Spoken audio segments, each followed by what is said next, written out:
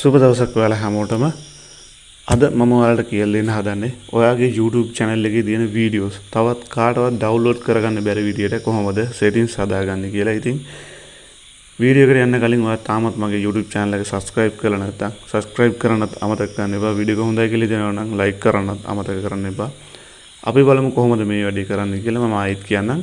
ඔයාගේ YouTube channel එකේ තියෙන videos තවත් කාටවත් download කරන්න බැරි විදියට කොහොමද settings වෙනස් කරන්න කියලා තමයි මම අද ඔයාලට කියලා දෙන්න හදන්නේ. ඉතින් ඔයා අනිවාර්යෙන් YouTube channel එකක් කරනවා නම් මෙන්න මේ විදිහට YT Studio කියන app එක download කරලා ඇති. ඔයා යන්න මේ විදිහට YT Studio කියන app එකට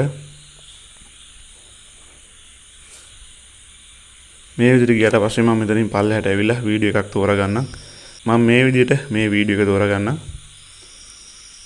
ඔයාට අවශ්‍ය වීඩියෝ එක මේ විදිහට තෝරගන්න. ඊට පස්සේ මේ ඉහළින්ම තියෙන pencil එක icon එකක් මෙන්න මේක උඩ touch කරනවා. ඔයත් මේ විදිහටම කරන්න. ඊට පස්සේ මේතනින් මේ විදිහට පල්ලෙහාට එන්න. හරි. ඊට පස්සේ මෙතනින් ඔයාලට බලා ගන්න පුළුවන් more option කියලා තියෙනවා. මේ text කියන තැනට උඩින් පුංචියට තියෙන more option කියලා මෙන්න මේක touch කරන්න. මේක touch කරාට පස්සේ මෙන්න මේ විදිහට පල්ලෙහාට එන්න. හරි. ඊට පස්සේ ඔයාලට පහළින්ම බලා ගන්න පුළුවන් allow embedding කියලා තියෙනවා. මෙන්න මේ කළු පාට කොටුවක් ඇතුලේ හරියක් වැටලා තියෙන ටික් එක මේ විදිහට off කරන්න.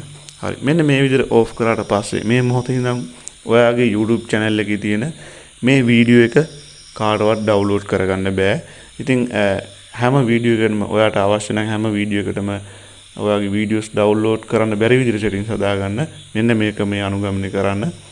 ඉතින් ඔන්න ওই විදිහට තමයි ඔයාගේ YouTube channel එකේ තියෙන videos කාටවත් download කරන්න බැරි විදිහට settings වෙනස් කරගන්නේ. ඉතින් වීඩියෝ එක පැහැදිලි ඇති කියලා මම හිතනවා. වීඩියෝ එක හොඳයි කියලා හිතනවා නම් share කරන්නත් අමතක කරන්න එපා. තවත් මේ වගේ වැදගත් වීඩියෝ එකකින් හම්බ වෙනතුරු ඔයාලා හැමෝටම සුබ දවසක්.